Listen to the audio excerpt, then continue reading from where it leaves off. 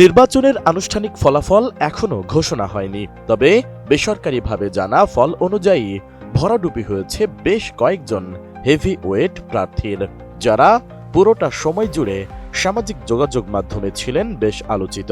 যে তালিকায় রয়েছেন জামাতে ইসলামীর শীর্ষ ৩ নেতা সহ বিএনপি, খেলাফতে মজলিস ও এনসিপির একাধিক শীর্ষ নেতা। কিন্তু জনপ্রিয়তা থাকা সত্ত্বেও কি এমন কারণে ভোটের মাঠে হারতে হলো তাদেরকে? বহুদিনের শক্ত ঘাঁটি, প্রতিষ্ঠিত নেতৃত্ব আর পরিচিত মুখ সবকিছু ছাপিয়ে ফলাফলে উঠে এসেছে নতুন বার্তা। এবারের নির্বাচনে চমক দেখিয়েছে ভোটাররাই। একাধিক হেভিওয়েট প্রার্থীকে হারিয়ে বদলে দিয়েছেন সমীকরণ। ভোটের মাঠে নাম ছিল, প্রভাব ছিল, ছিল দীর্ঘ রাজনৈতিক অভিজ্ঞতা। তবুও শেষ হাসি হাসতে পারলেন না তারা। বৃহস্পতিবার অনুষ্ঠিত এই নির্বাচনের বেসরকারিভাবে প্রাপ্ত ফলাফলে দেখা যায়, খুলনা ৫ আসন থেকে জামাতে ইসলামীর সেক্রেটারি জেনারেল মিয়া গোলাম পরোয়ার, খুলনা ২ আসনে খুলনা নগর বিএনপির সাবেক সভাপতি নজরুল ইসলাম মঞ্জু এবং খুলনা ১ আসনের জামাতের আলোচিত প্রার্থী কৃষ্ণ নন্দী হেরে গেছেন।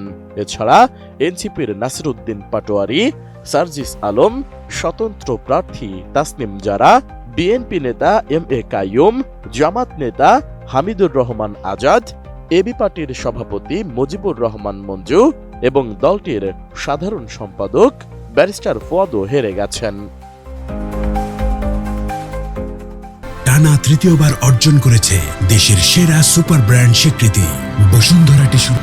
এই তালিকায় আরও আছেন বাংলাদেশ খেলাফত মজলিসের আমির মাওলানা মামুনুল হক, জামাতের প্রার্থীর কাছে হার মেনেছেন বিএনপির আলোচিত নেতা ফুটবলার আমিনুল হকও।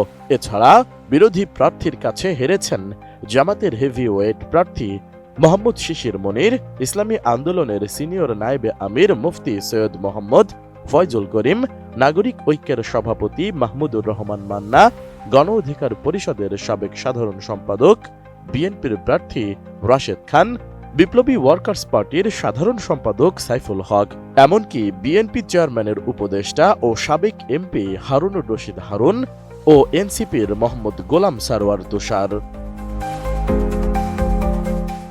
তাছাড়া এবারের নির্বাচনে সবচেয়ে লজ্জাজনক ফলাফল, 0 আসন নিয়ে হেরেছে নাঙ্গল প্রতীকে গোলাম মোহাম্মদ কাদেরের দল জাতীয় party. S I Raj, ATN news, Dhaka.